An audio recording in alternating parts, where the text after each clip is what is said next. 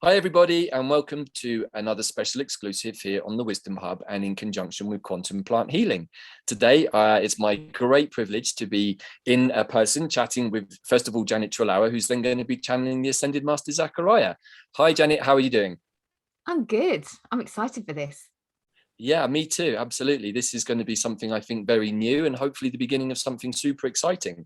And, first of all, we're going to talk a little bit just for a few minutes about yourself and your relationship with Zac. But today's theme is going to be quantum plant healing.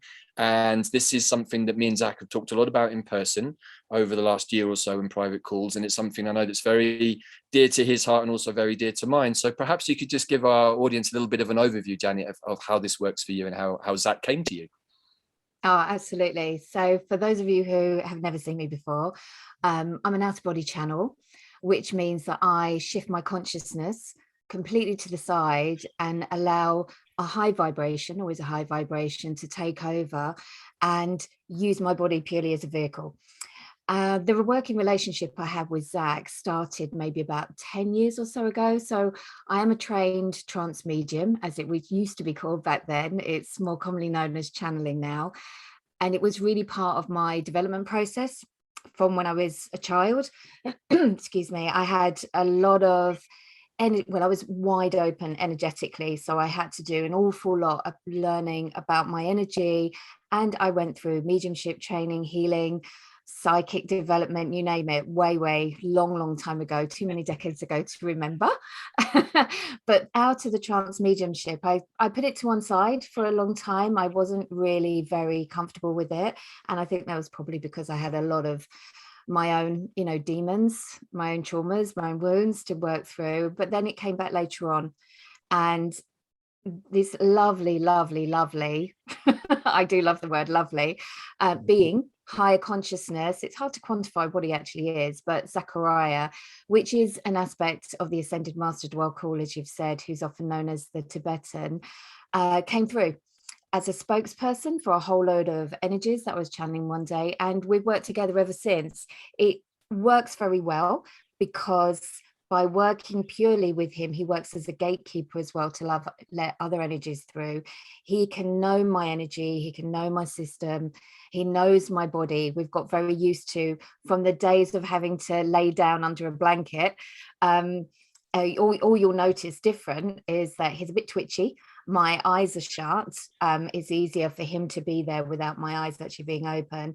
And there is quite a strong accent that is not my own. That one of the reasons why he keeps it is to remind us, he says, that we are so many different parts. But this wonderful wisdom is not just him as a personality. His humor and his personality are there, but the wisdom is the wisdom of ages, is the wisdom of the universe. It's a collective.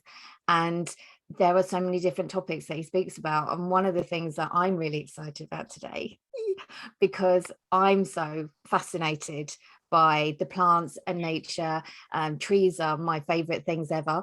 And he's got an opportunity here to talk about these quantum aspects and the aspects that are so timely, which I know he has so enjoyed his talks with you. So for me, once we actually get going, I'll be out the way. I'll be part of the audience. I have energetic, let's put it that way, meadow that I go to, and so that he can be here and he can be present, and you two can have that conversation together. But Zac has become quite well known now. I'm a little bit of a quieter introvert, go under the radar type character, but because of the way the world has changed, I'm very happy to go with it. And we've been working on our patron site, Zac's portal, putting out for everybody information for about the last 3.5 years. There's an awful lot on there if you want to check it out. And so Zac, and people know Zac, he is Zacharia of Syria, if you want to give him his whole title, but that was still a very simple but very loving life, a loving life of nature and animals and things. But he just, everyone knows him as Zac, so he is Zac. And yeah. How do you think? Do you think there's anything more that we need to say about our wonderful Zac before people actually meet him?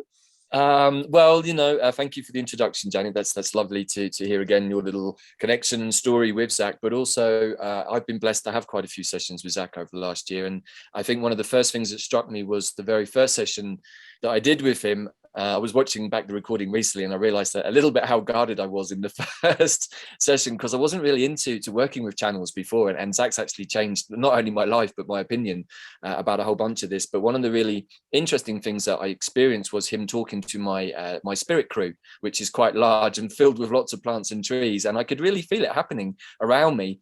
And I think that that's really where the relationship between me and Zac really kind of sparked, and we realized that, oh wow, this is something that we both have in common, that we both are really fascinated by, is nature and plants. And now with the ascension process and with the big shift that's going on, the quantum plant intelligence is really, really important. And I think that Zac is going to share with us some really interesting stuff today. I've got a whole bunch of questions, plus a few that people have sent in too. So yeah, let's get into this, Janet, and see what Zac has to tell us today. Absolutely. Well, I will get out the way, as I always call it. It's a bit like a Starsky and Hutch back from the 70s move, where I get out my body, and then Zac will be here with you. Enjoy. Great. Looking forward to it. Thank you, Janet.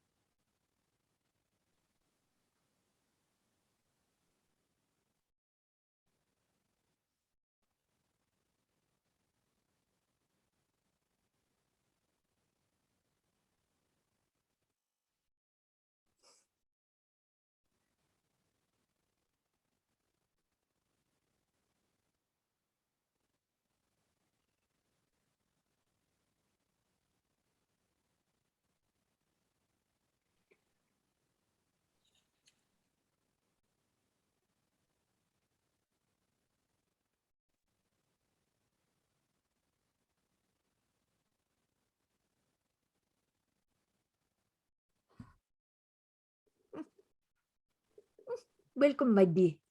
Welcome, welcome, welcome. Hi, Zac. How are you? It's nice to be with you again.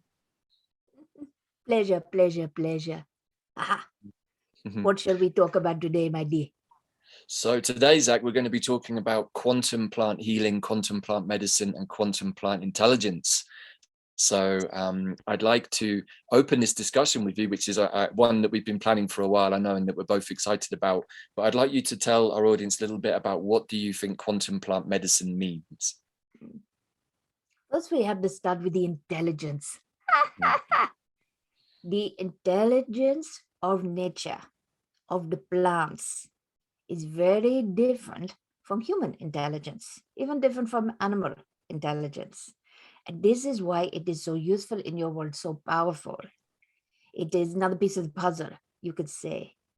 It brings another element that you on your own otherwise have to create in a, I do not want to use the word false way, but in a way that does not come from natural sources. And the more natural you can be, and when I say natural, the more of nature you can be, the more it will naturally be harmonious with your energy system. So when we look at the quantum level as your question, the quantum level of plant medicine, we are looking at the intelligence that lays behind, that lays dormant, you could almost say, in the background of the DNA, within every single plant structure in your world and beyond, that allows a synergy with all other that is sharing the same space, the same dimensional space. And here, of course, on Earth, you are sharing the same physical dimensional space. Even if you are vibrating at different frequencies, it is still within the same spectrum. And therefore, you can apply your own intelligence. Humans can apply their intelligence to help and aid and to nurture the plants. And the plants can apply their intelligence to aid, to help, to nurture human beings, animals, insects, and so forth. Understand? Yes. I do. So it's a symbiotic relationship potentially, Zac. Is that what you're saying? Of course. And the more humans move away from this, the more trouble and strife upon humanity and upon the earth. The more they recognize and they look at an equal and also a respectful and love connection between the two, the more they will thrive together. Understand? I do, yes. So perhaps you could explain a little bit more about the nature of the quantum intelligence of these beings and how they're able to manifest all over the planet as different plants. It makes me think that they're almost Buddha in nature. Interesting word, is it not? Mhm. The wonderful thing about the plants, as I say, the different type of intelligence. They do not experience emotions in the same way as humans. Does not mean to say they do not feel, but they do not have emotions. Therefore, they do not have emotional wounds. They may have ancestral wounds. They may have wounds that happen in the moment or from toxicity, from environment, from weather, and so forth. But they do not have emotional wounds. Now, why this is so useful and for the quantum aspect is it has freedom to gain, many people will call it ascension. I will simply call it evolution. You know this word that I like, I evolution, do, yes. to move up, like in the elevator, whilst evolving. And they are doing it quicker than people because people at this time are still naturally, understandably, looking very much at their emotions or trying to suppress their emotions or working through their emotions, blah, blah, blah, blah, blah. I know the modern way of talking of this is the shadow side, which is why so many that are coming to prominence are to aid humanity working through the shadow side. Now, interestingly, these need to populate in different ways all over the world, not only because of the environment that is going to be best for them, but for what those ancestral wounds, even in that environment, you know, across certain borders in South America and other, where there has been trouble and strife for hundreds of years, certain genesis of plants have become more prevalent because it has needed more work on the trauma and the pain. Other places which maybe have attracted people with a far, let us say, a lighter heritage, one that has not been so dramatized, so difficult, have attracted different ones. You understand? So there is a part that is to do, of course, to do with nature, but they are also stimulated because they feel the whole of nature, the globe as a whole, you can say the universe, feels the collective nature of humanity. And as it is its emotional intelligence, humanity, which will help it to ascend, to elevate into a higher, lighter, brighter way of being.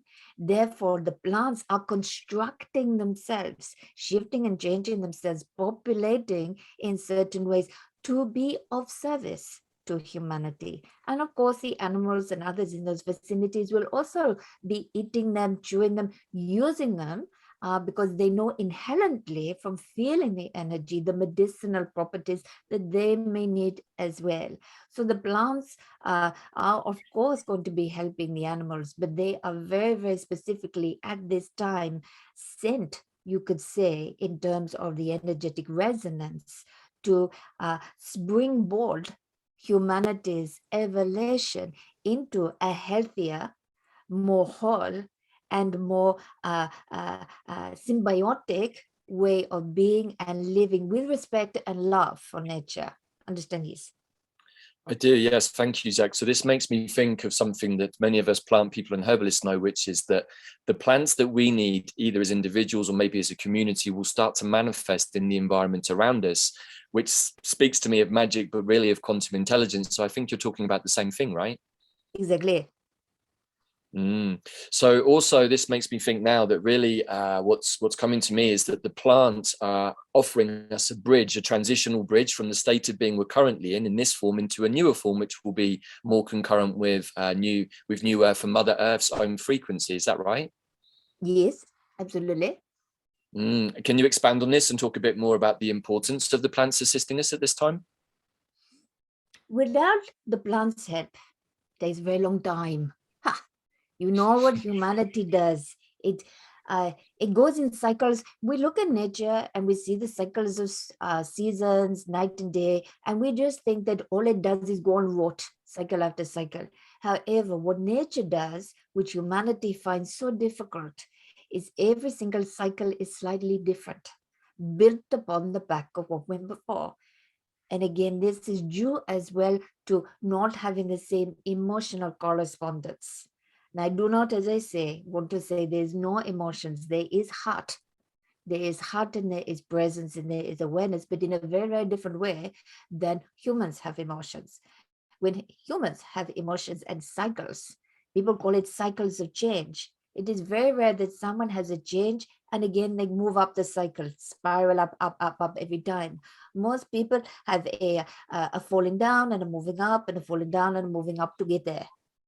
So this is part of the presence that without the help of the plants, to look only at man-made chemical solutions to almost replicate what the plants could do, but making it far harder because of using a chemical substitute, it does not have the heart. It does not have the energy within it that will evolve as the plant does. You could say that it is paramount. It is of utmost importance that people recognize this so that rather than stepping over things that they think are weeds, rather than them turning their back and only looking at, for example, if you had a garden, just would look pretty, or to seek out the help from the reputation of one who knows and understands plant, because obviously high levels can be very toxic, need to have some help with these things. But to absolutely be able to do this and for the receptivity to come to it with an open heart and a willingness to hear, to see, to feel the energetic exchange that comes from the plant, there is no limit to the leaps and bounds in consciousness, in physical health and awareness, in being able to harvest the light that is coming from the universe to you at this time in a responsive and useful energetic way, to move yourself into a new sphere of oneness, not just with other of humanity or with other galaxies, but oneness with what is actually around you in nature. Understand? Yes. I do. Thank you, Zac. That's amazing. And just to expand a little bit on that idea for our audience also is the shift that we are going through from a more three-dimensional and 4D emotional space to a fifth-dimensional non-dual consciousness or awareness. And I would like you to perhaps share with our audience a little bit about the nature of fifth-dimensional consciousness, how some of us might be experiencing it already, and how the plants are again going to assist us in becoming more stable in that awareness. Many are the plants with the most healing, most changing, most activating attributes already sit very, very, upfront in the fifth dimension. And when we think of dimensions, just a little caveat, we cannot think of them as different rooms of a house. I'm now in the kitchen, I'm now in the lounge, I'm in the bedroom. We have to think of them as existing all in the same place, like the whole open plan floor plan of a house. And it is simply where we put our focus to where we exist. So as people are moving not only to the fifth, the sixth, the seventh dimension, we can easily say, oh, I am in the fifth dimension. But that is not possible at this time because of the frequency of the earth. But what it is to have pockets of time. And certainly your emotions, your state of being, your heart can be at one in the fifth dimension whilst also living a three-dimensional life. This is very similar to what the plants do. The plants have a physical expression in your 3D physical world. And you would take the physical plant and maybe you would distill it, whatever is going to be actually happening to be using it. but more important, the energetic resonance, which exists in the fifth dimension, which is about harmony and help from one to another without even thinking, that natural relationship, as we said, the symbiotic relationship is absolutely, completely what the fifth dimension is all about. So it doesn't have to even be thought of. So yes, you have the physical presence, but just the energy can do this. Just the energy can put you into that state of being. So you could say they are wonderful teachers to human beings who are desiring to be more and more and more at one with themselves in the fifth dimension. But it is worth remembering, however much you desire it, if you still desire to be completely separate, to only help out those others who you think are deserving or wanting for that, if you are wanting to stay quite separate, this is a block to fully invest in yourself in the fifth dimension, to be part of the fifth dimension, to wholeheartedly allow your focus to be there. You must actively desire for the oneness of all. Understand? Yes. I do, yes. So in some ways we can say that fifth dimensional consciousness is also based on unconditional love, which of course comes from the heart, right? Absolutely. And this is a better way of saying it. This is more clear cut. This is a way of saying, the heart is the thing that always goes to the fifth dimension first. People think, oh, I in my third eye, or this, or this, or that, or I'm rooted here, my root is only the third dimension. Well, that is all pish posh. Because what actually happens is your heart leads and the rest of you follows. It will naturally determine within itself, because it is a very, very clever system, what needs to be rooted, what can have freedom to fly, have freedom to explore, and have freedom to be. So yes, this is based on unconditional love. And it is therefore, and I am anticipating what is in your noodle as well, and thoughts. If you are listening to Davyd and Zacharia now and thinking, you know what, that old bottle that is in the back of my cupboard that I dig out, that somebody gave me, I'm just going to use it now. Think clearly, communicate with the tincture or whatever it is before you do so. It will do so much more for you if you have respect and you have love for it. I do not mean like a, romantic love. You do not have to cook it dinner. But you do need to ask it. Are you in a good space to be able to give to me what I need, and I am willing to receive it? Understand? Yes. I do, of course, Zac. And as a plant person, I understand that communicating in that way with the beings, with the medicines, and asking them, is this an appropriate time, or is this the right medicine I need? It's a sign of friendship and respect, of course. And I think that this is a great place for all people who are new to plants to start thinking about how to develop relationships with plant beings, right? I like this word that you use, friendship.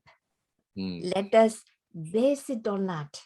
In your own garden, anybody that has a little garden on their balcony or has a big garden outside their home, you know that there are some plants that you feel more drawn and attracted to than others.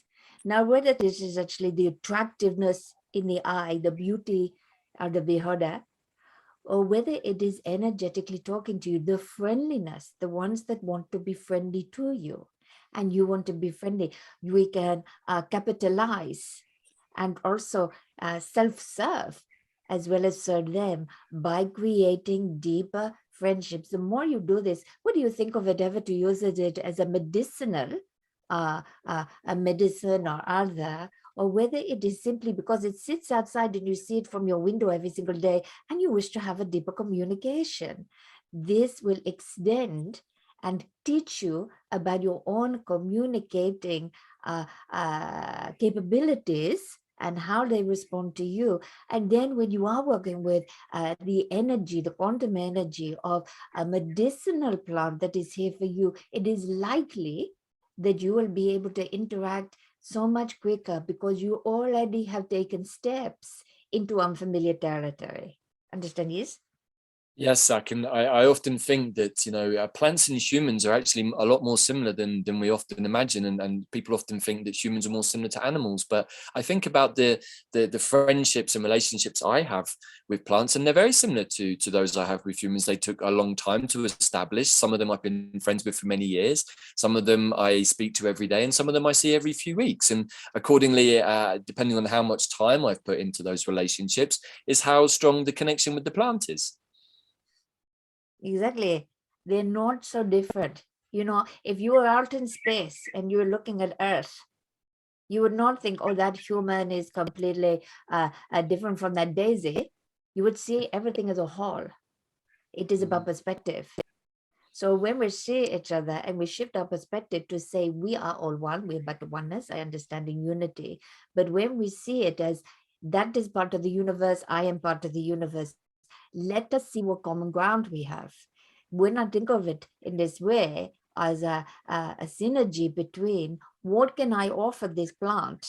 Is it simply that I water it? Is it simply that I give it more fertile, more healthy soil? Is it simply that I move it into a space where it has more shade that it likes? Plants do not ask much of humans, and yet they give so much back. Understand this? Yes, Zach, I love that, and I totally concur. And it makes me think that really, as much as anything, the plants are here to be able to assist us in the journey from the head to the heart, because it's only through the heart that we can speak to plants in this way. But as you said, it's also the journey from the heart to the fifth dimensional space. So I really see that this reconnection to nature is so important for all of us right now. Anybody who thinks that nature is not important, well, they'll get a bit of a wake-up call. Would they not? What would they do with that nature? Very, very good that so many people are feeling themselves drawn to it, aware of the mental health as well as the emotional and the physical benefits. This is coming more and more and more in the very recent years of your planet.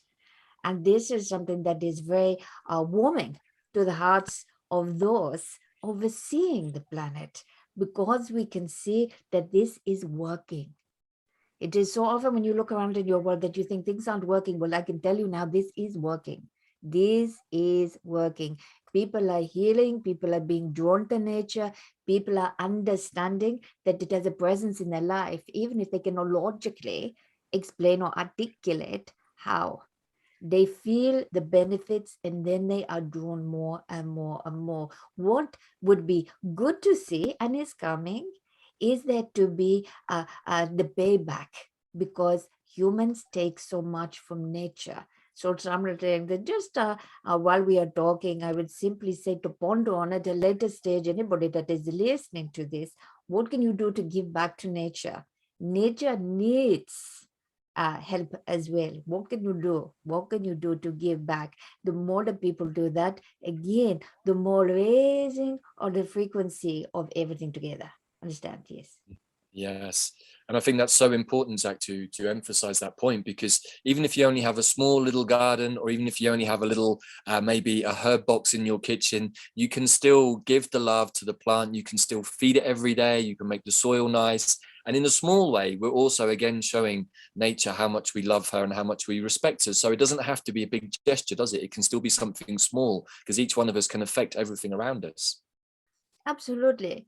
Just as, if you invited in a friend, you would offer it a drink, you would look after it. Think of your houseplants as friends. Think as you said, those things that are around you, anything that you nurture it. Think of it in this friendly way, and you will naturally want as well to do these things for it. And as we know, it is not just medicinal, it is very balancing to have these things said. To have the earth brought into your home, to have a house plant will help ground you if you are a little bit floaty, if you are not one that naturally grounds. It brings the presence, it brings the nature spirits to you as well. The more there can be this connection rather than divide, the more that everything can thrive. Yes, I totally agree. And of course, there are different types of plants for different situations. So we can have house plants that can help keep the energy and the air clean inside of our house. And there are plants that can help us get into our heart. And there are plants that can help us cleanse out toxic energies. And so we're going to be talking today about a number of different plants that I know that we're both very excited about. And the first one that I think that's really super exciting is a plant that people often call a weed and often spray with Roundup or step over. And that plant is, of course, dandelion. So what can you tell us about dandelion at this time, Zac? Because this is a very powerful being, right? Dandelion, think of the word lion within it. Hear it roar. They often say that the lion is, king of the jungle. Top dog. Dandelion would not place itself as a top dog. It would not say I'm better, whatever. But it has attributes that are vastly progressive, vastly progressive. First of all, it can be anything to anyone. Some people may utilize it in a way that is actually very good for their digestive system. They may use it even as an antiparasitic or whatever. But because it adjusts to the needs, it can shift its DNA, it can shift your DNA into what you need. It has the ability to push through, to change. It harnesses the moment in time that you are at. So if at that very, very moment in time, you are needing something specific, it works in that favor. It is always promoting to push you into the next better way of being. This is a word I use a lot, betterment. And so it can be incredibly supportive. It can be incredibly supportive if you come into contact with toxins that you are not normally in contact with. That is what you need at the time. Maybe it is diluting, reducing, or it is giving you resilience against it. It works with your energy to how you are going to best form. When we are using something that is managed, that is chemical based, it knows only to do one thing. It says, oh, safer getting rid of toxins, go in and push the toxins out. But if dandelion is in your system, and it says, okay, there's a toxin here, but better than push it out to make you resilient to it, to transform it in some way, that is how it will adapt and do. And we're using that word friendly. It is an incredibly friendly flower. Does it not even look like a friendly plant? And I'm going to use the word flower rather than weed. We do not really like the word weed. We understand that it is needed, but people think of weeds as something that is quite obnoxious. Something that gets in the way, something that shouldn't be there. When actually weeds are often just like our emotions that come up within us, as showing us what we actually need that we are not looking now, that is unsightly in our life. So dandelion is quite a super duper medicinal plant at this time because it can be used in so many ways. What do you say, my dear? How do you perceive and your own interaction and your own friendliness with dandelion bring to you? Well, first of all the things you've said totally resonate, and I think that dandelion is an incredibly friendly being. I think it's more of a male yang energy because it's very solar, but it also has the feminine side with the seed head and the moon. But I often find that dandelion comes to me as a little bit more of a male personality, very, very friendly, always wanting stuff to happen. I remember when we talked before that you described dandelion as a professor of the DNA changing abilities, and I think that, when we see dandelion growing between the cracks of the concrete, we can really understand that this is a plant that can adapt to any environment. And actually also, I think that really more than any other plant, perhaps leading the way between the transition from seeing plants as something obnoxious or as a weed that needs to be got rid of, we can see dandelion as the plant that often is the one receiving the most amount of sprays and removal. But actually, this is one of the most powerful plants on the planet, and it grows everywhere. So I kind of really see the balance there between what the plants can offer, but also how they're treated sometimes. And dandelion, to me, seems to be at the apex of this discussion. And I also feel leading the way into the new earth technology with the plants. This is a very good point. Maybe I have assumed, and I should say, the consciousness of plants is collective. Therefore, if you have a garden and it is populated on your lawn with dandelion.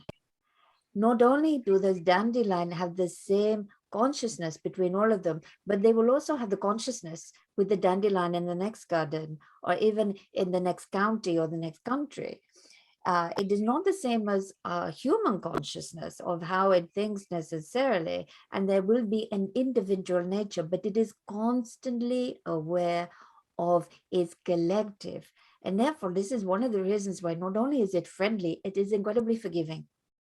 Because, as you said, dandelion is being blasted with so many different forms of chemical, with the idea, as you say, of it being a weed. And even though this collectively is being spread, the awareness of it, dandelion's deepest desire is still to help, still to be of service, still to have this symbiotic relationship with human beings, still wishing to be of service, which is why I say it is like the true lion. It raises above what other people's thoughts and processes are, and still allows itself to have heart, to be of heart. So next time you're thinking, oh, those dandelions are in the way of my beautiful manicured lawn, even though I do not think anyone that is listening to this necessarily thinks this way. Do not just pluck them out. Do not just spray them or whatever. Honor them. Honor them, because they are like little suns on your lawn. And the more and more prolific they are, the more that they are populating, this is a response to humans trying to get rid of them. They say, no, we are needed.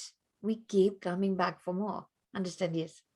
I do, totally, of course, Zac, and I think it's so interesting and important point. And I feel that Dandelion, through his unrelenting forgiveness, because like many trees and plants on the planet, he's suffered something of an assault on his ubiquitous nature across the planet, and he still wants to give his medicine. He still is very friendly. He's still really, and this is one of the most important energies of Dandelion that you talked about, is he makes us very present, and he shows us in the present moment that any kind of magic can happen, right? He works a lot with time. Can you share anything about that aspect?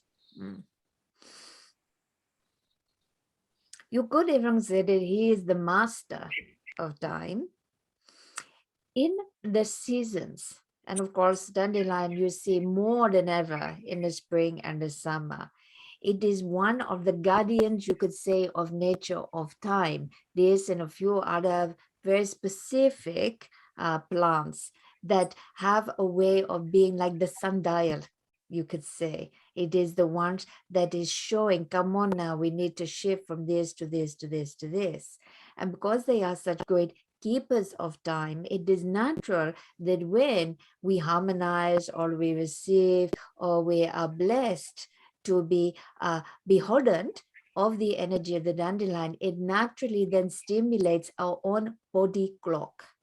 Not only the time, and it hurries up time within us to get on with things, both in terms of clarity, in terms of what we desire to get on with in an action sense, but it actually speeds up the body clock within on the physical sense. And maybe for some people, it is not so much that it is speeding it up, but it is setting time. It is a bit like the one that resets the moment, in complete interest in that you said about the solar, because in correspondence with the sun, this is how the timing goes, in correspondence with the sun. Understand? Yes? I do, yes, Zac. Thank you so much. And I also feel that with Dandelion in particular, that he wants us to step into that divine flow that we all have, and to make us more present. And of course, the present moment is the only thing that truly exists. And I think that once we step into that understanding, the present moment can expand. And so we can also start to understand that through working with Dandelion, we can become masters of our own time space continuum, right? It is very much an energy that says, if I can do it, you can do it. You understand? This is why it's a very friendly way. It doesn't drag someone screaming into the moment that they should be living. It is gently saying, come on, we've realigned you now to this very moment. Live it, expand upon it, make the most of it. when a dandelion comes out, it does not come out in a very, very small, slow burst. It makes the most of the whole cycle of its structure above the earth. Every single moment is not lost. And it is imparting that wisdom or that desire into a person on a subtle level to make more of the time, to to not only grasp time, but to also appreciate the time that they have, to get the most out of it, to wring as much life out of time. You understand? I do, yes. One of the things that Dandelion has shown me in this regard is he likes to work with synchronicities and just show me, hey, did you see what just happened there? And then this, and did you see all of that? Did you see what happened? And it's through that process that I've come to really understand that one of the greatest gifts of Dandelion is giving us the ability to let go and to trust and to be in the moment and to understand that everything is always perfect. And if we're paying attention, we can see all of these synchronicities. And this is, again, I think one of the other really beautiful aspects of Dandelion, which is that it works with the design of our energy and how we manage our energy flow in our daily life, right? Mm-hmm. Absolutely. It's a wily old fox as well as a lion, is it not? So we can understand that with Dandelion, that at this time that it has many benefits that it can offer us. It can offer us physical cleansing. It's very good for working the liver, right, and detoxing the liver. Can you just share a few words about the importance of detoxing the liver right now, actually, Zac? That would be really useful. Almost everybody's liver at this time, particularly in the Western world, could do with a little bit of a shake-up. The present moment that we're living in, not only the last few years, but for a long time, you have been taking on more and more toxins, particularly from more modern technologies that are being emitted, whether it is in the air, whether it is in the food, in the water, all different types of things. The place they all end up is the liver. And the liver for some people can actually be very forgiving, and it is quite large, and it has places where it can shift much of this away. However, the build-up for a lot of people is getting a lot now, and it could really, really good with a good washing out, a good cleansing. And whether this cleansing is working through a dietary way that also brings in the plants, or purely in a plant structure way, it is all beneficial, because such energies as dandelion are also aware. As we say, it has received a lot of toxins itself. It knows the toxins that humankind are making at this time, and therefore it has the ability to help flush them through the body. Understand, yes? I do, yes. And I think this is very important, because what I'm understanding from my work and working with the plants is that we are facing two major types of toxicity in our world. One is really chemicals and heavy metals in the body, and the other is a more parasitic kind of toxicity that we are experiencing in our environment. So, I kind of think, as a conclusion to Dandelion, just because we've got other plants to talk about too, the Dandelion is really a plant that can make us very present and make us aware of the things that we need to do to be clean so that we can receive more light, but also to see how our life is going to unfold. Do you think that would be a fair description? Very good summary. Very good. Thank you, Zac. So, the next series of plants I'd like us to talk about is really in relation to the other major level of toxicity that I'm perceiving in the world, which is of a parasitic nature. And of course, the Artemisias as a clan are very, very big. There's something between like 300 to 400 species all over the planet. And almost every environment on the earth has at least one species of Artemisia growing. Now, me and you have talked a lot about Artemisias in the past, and anyone who knows me will know that they're really my favorite plant clan. But what can you tell us first of all about the Artemisias? Like, what would you like to share? Again, as a genus, as the start of all of these that attributed to the clan, the tribe, the family of these plants, they have been going through an evolutionary process as well. As you all know, the frequency has dramatically changed, shifted, and lifted of the earth as a whole, particularly over recent years. Of course, nature is the earth, and therefore that frequency. And this particular clan, I like this word clan because they are a clan, again with the collective consciousness across them all, have anticipated the frequency change and have developed within themselves beyond the medicinal qualities that people use them for 100,000, however many years ago, to apply, not imply, one word, to apply an extra level of awareness to work not only on the quantum level, as we are saying, but with the intricacies, the difficulties, the issues that human beings are experiencing now. As you said, there is an increase in parasitic disease and other.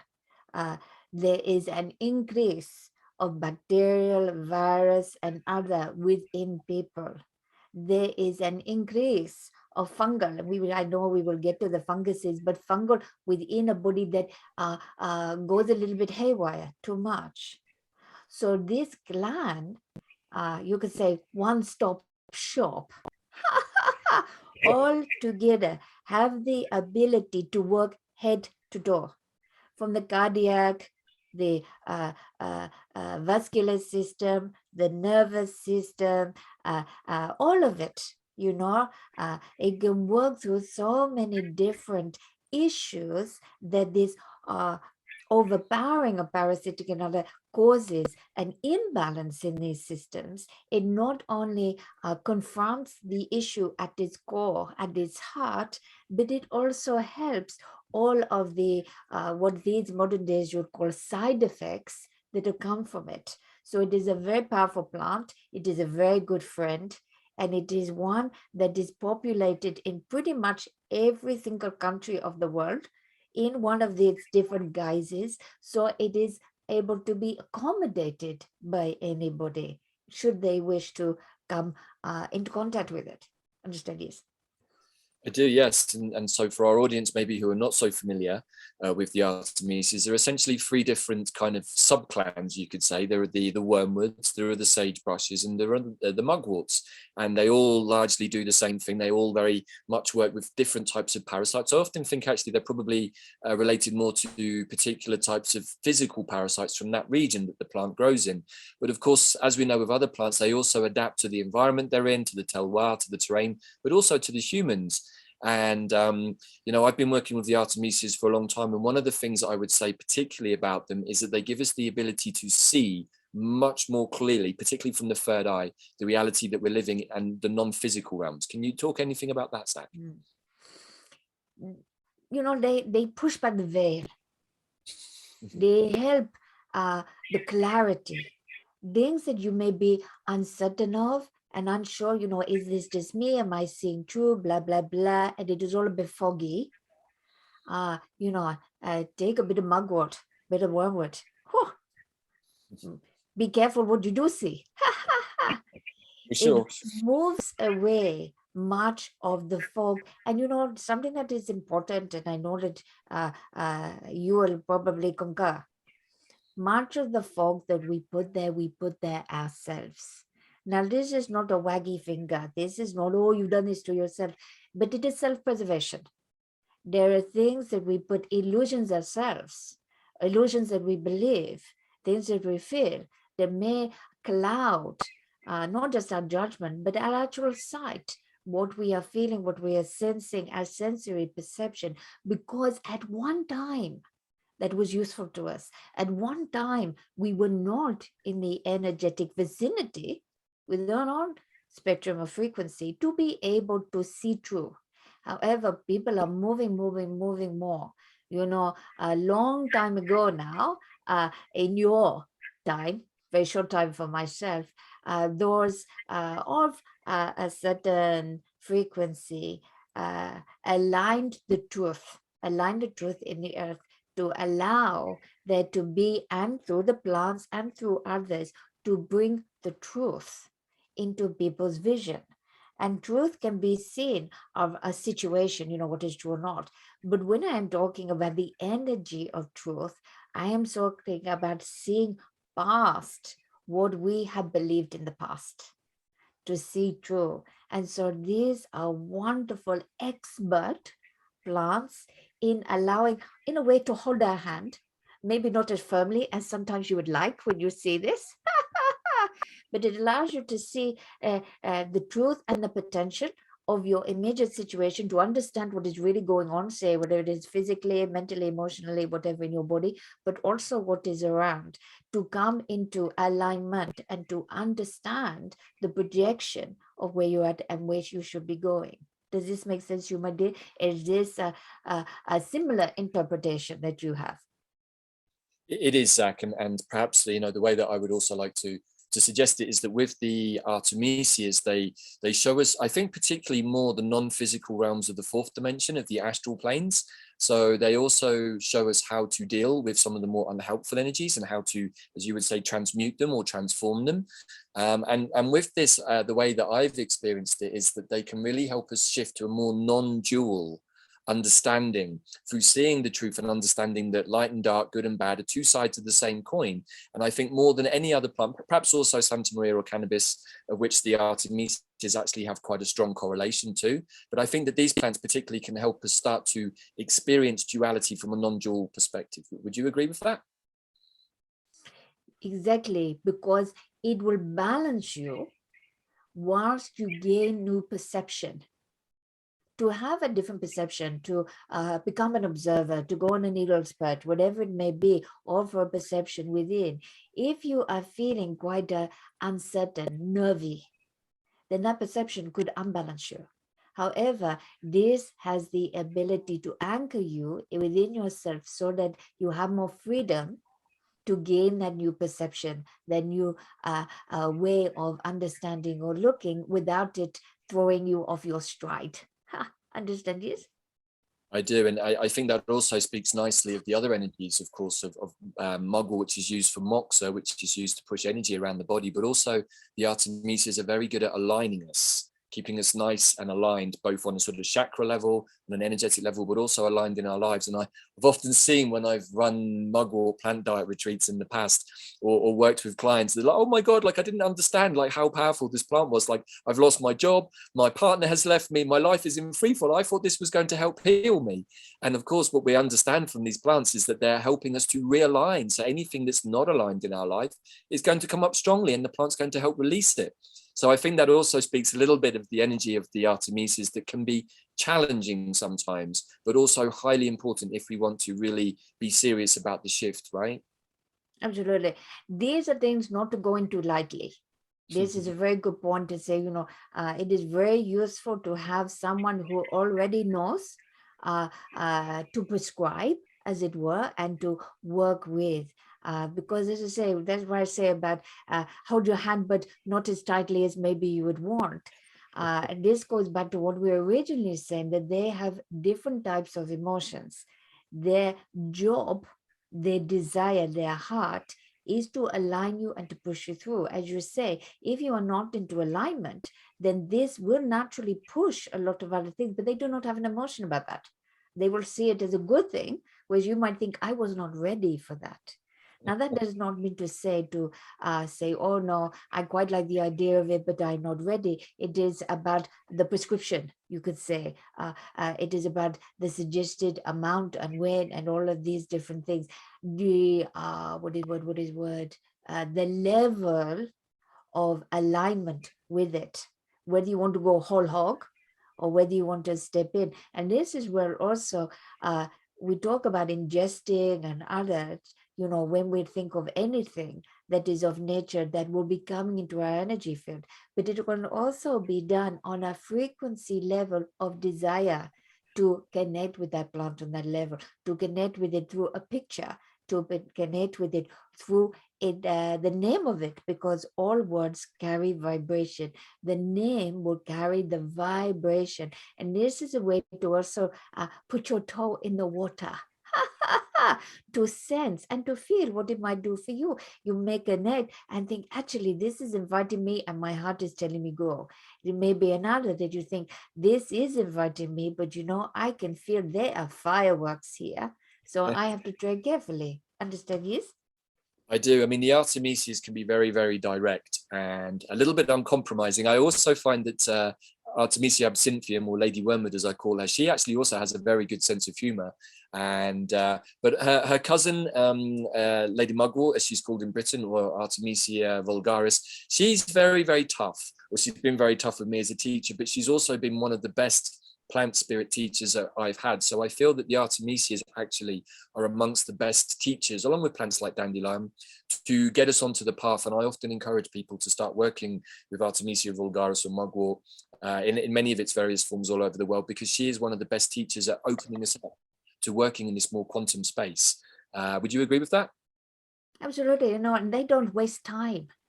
Remember what I was saying about humans and going around and around and around in cycles.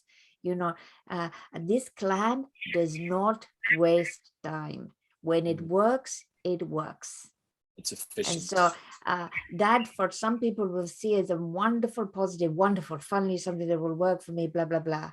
But it also means that, what is the modern expression? It takes no prisoners. It just gets on. It pushes through. If you can see that, like the love of a trainer, as someone who is training you for a marathon, you're not thinking the training for the marathon is going to be gentle and easy and comfortable, but you appreciate the work of the trainer who is pushing you to get to the level that means that you can surmount the massive task of running a marathon. And it is the same here with this particular clan. They are pushing you, but only because that is what is needed to get to that next level. Understand? Yes.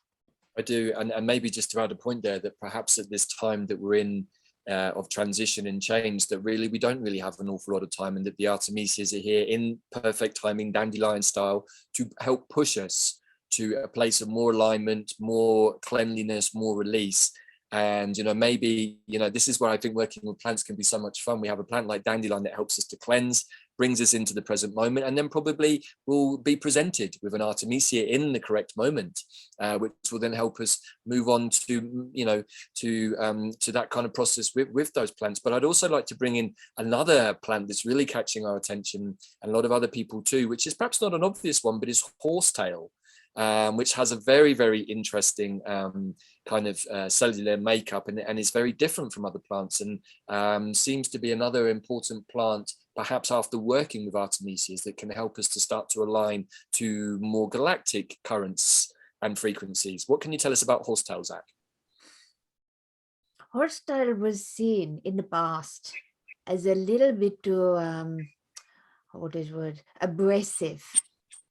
It could be very harsh, it could be very strong, and it could damage as much as it could heal. Now, this was in the past. This is because it was not so in alignment with humanity. Now that humanity is more of a galactic being in itself, more in alignment with the rest of the cuboid, Horsetail is suddenly coming into its own, because these attributes that in the past have been felt far more starry, far more different from the usual way that body works, is now starting to get a pairing, you could say, starting to come together. Again, it is useful to be wary of Horsetail. However, it can really mop up the mess, if you understand my meaning. So once things go through, it can be the thing that actually brings everything together, but also heals even very strong physical issues within the body. Would you concur, my dear?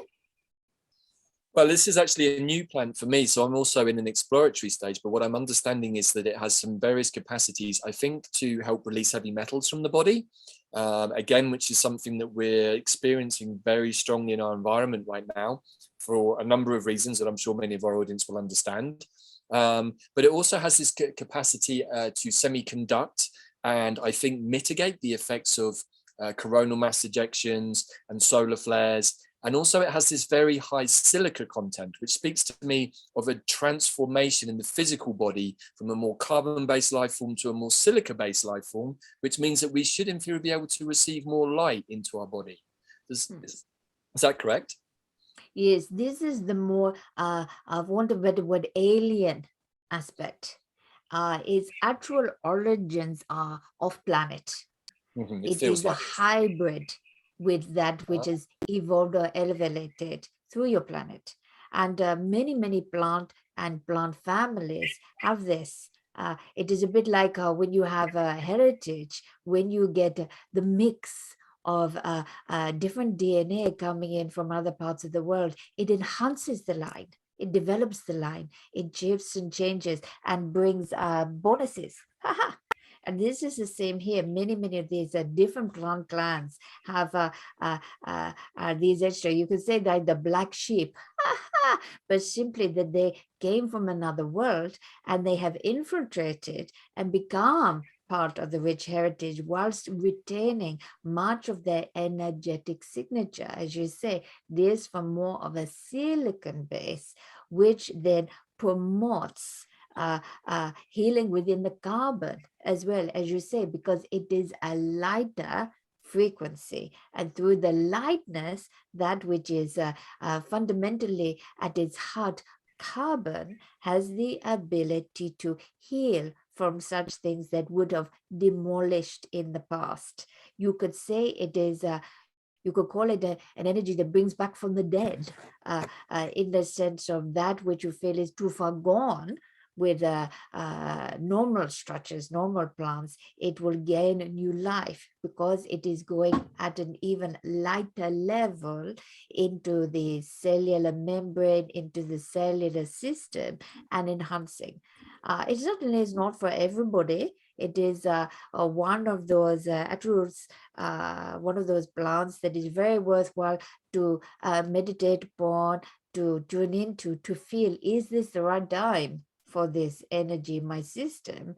But if it is a powerhouse. Understand, yes? I do, yes, which is that there's a obviously maybe the audience is starting to realize there's a reason why I put the plants in these orders, because dandelion is a plant that we can all engage with. The Artemisia is a little bit next level again, but important. And horsetail, I feel, is a next kind of installment again after working with Artemisias. But there are many other plants, and I'm watching the time here because there's so many things to still talk about. But I want to bring in the mycelium or the fungi or even the sacred fungi, because I know that you believe that these are very important right now. Mm. The fungi of the earth, the mycelium in particular, have long held a quiet role. They have been, huge part of your planet underfoot, and people have not noticed. They may not have, again, a communication in the same way that peoples communicate, but there is a very strong energetic intelligence. And that intelligence, again, with the raising of the frequency of the earth, is being demanded of it to adapt and shift and change, to aid humanity. People so listen to Zacharia, listen to Zac. Nor that I often say that the universe is constantly coming up with a solution to any anticipated problem even before the problem is there. Well, humanity has been causing and creating problems, as you know, to do with nature and other, and toxicity, scarcity, non-sustainability for year upon year upon year upon year. On its own, it has not done very well. It keeps finding other things to put as priority. Therefore, you could say plans B, C, D, E, F, G are all being activated. One of these plans, for want of a better word, is for the mycelium and other of the world to take on a greater role in clearing up humanity's, should we say, where it is going a little bit wrong within nature. So it does many things, but it is coming to the attention because it is a wonderful, very clever, problem solving network intelligence.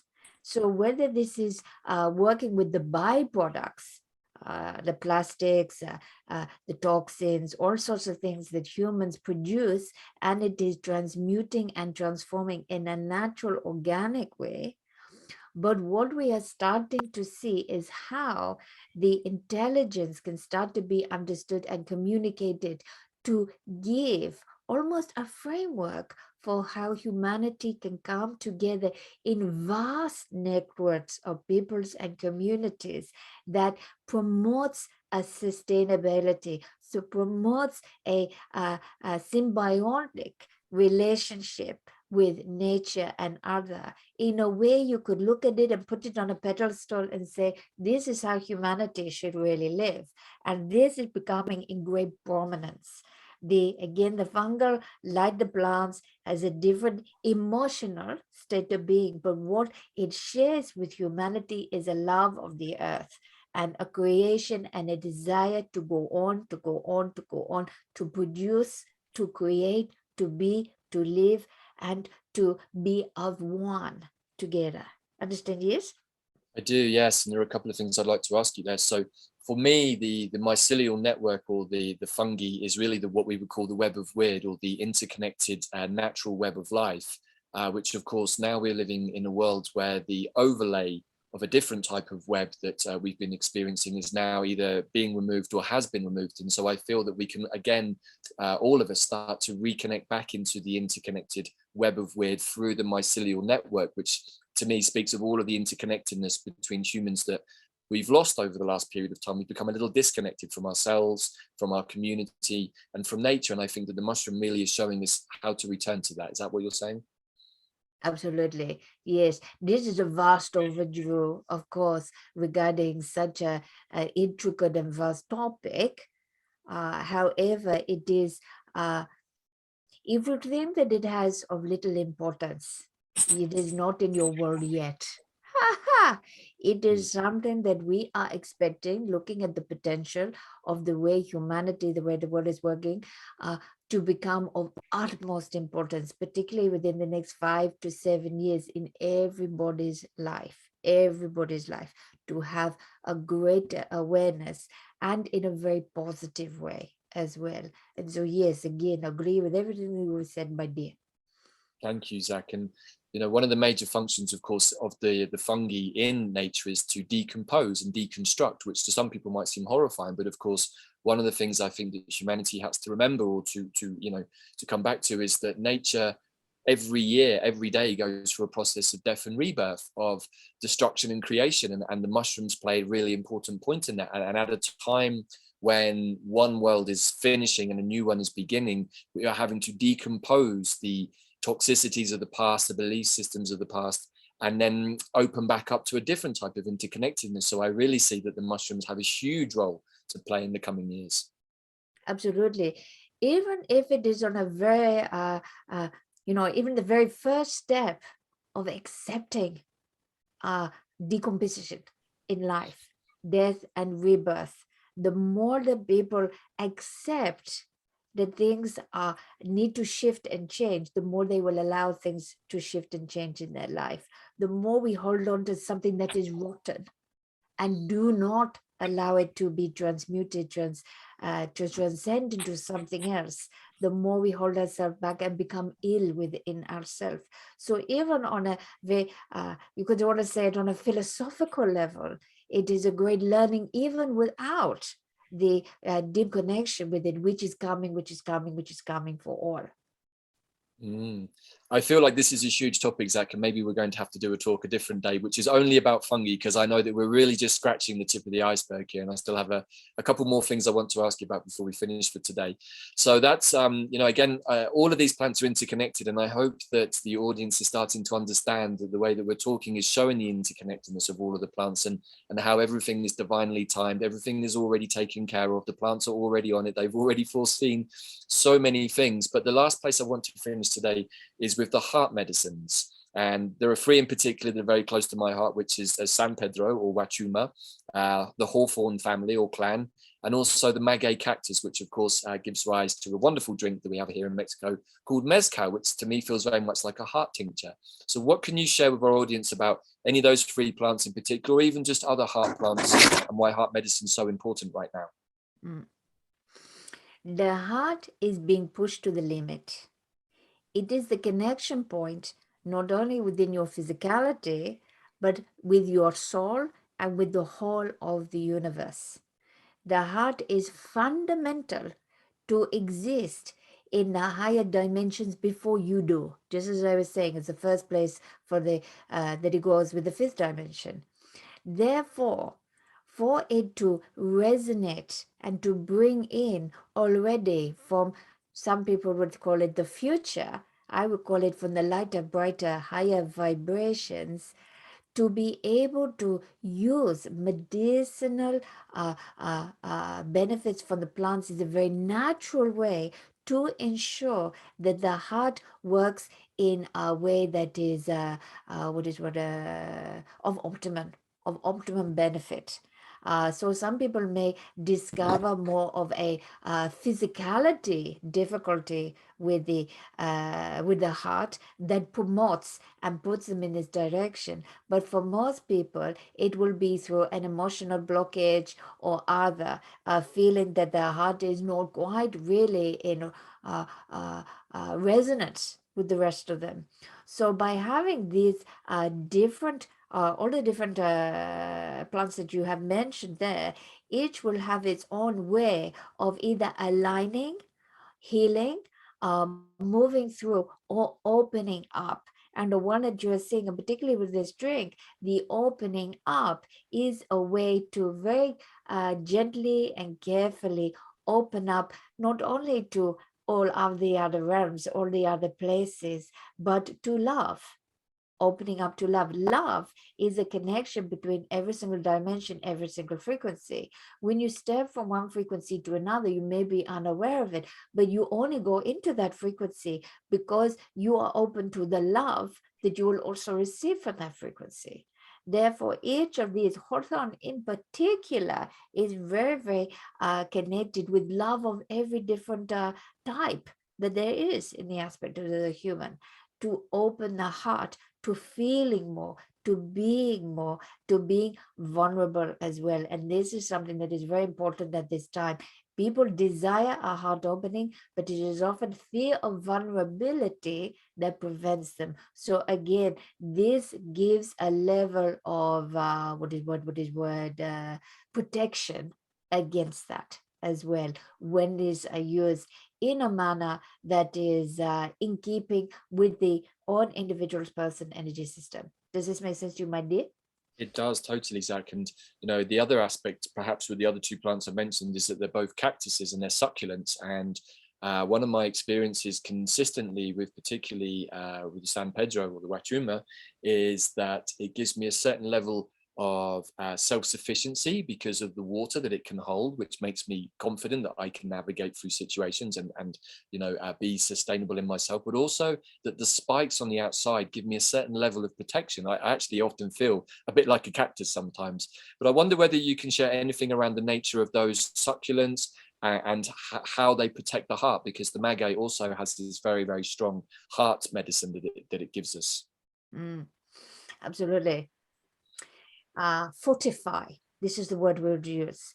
It fortifies the qualities that are already there.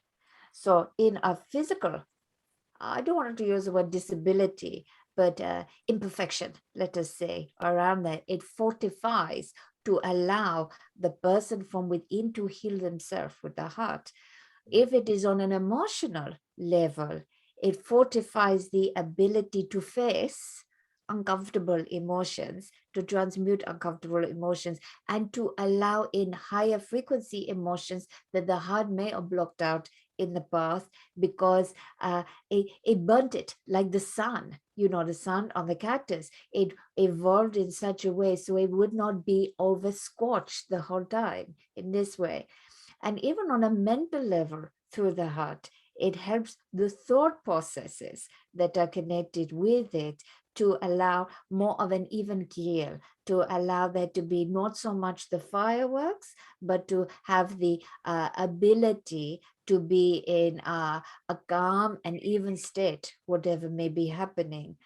The San Pedro in particular has these master qualities within it.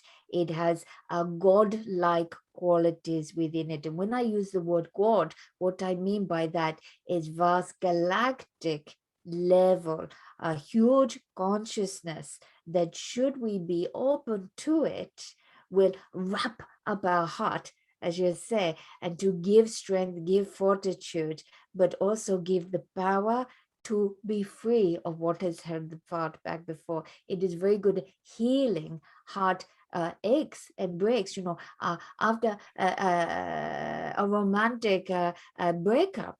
It is very, very useful as well for moving through the grief of the heart. Does this make sense to you, Madhi?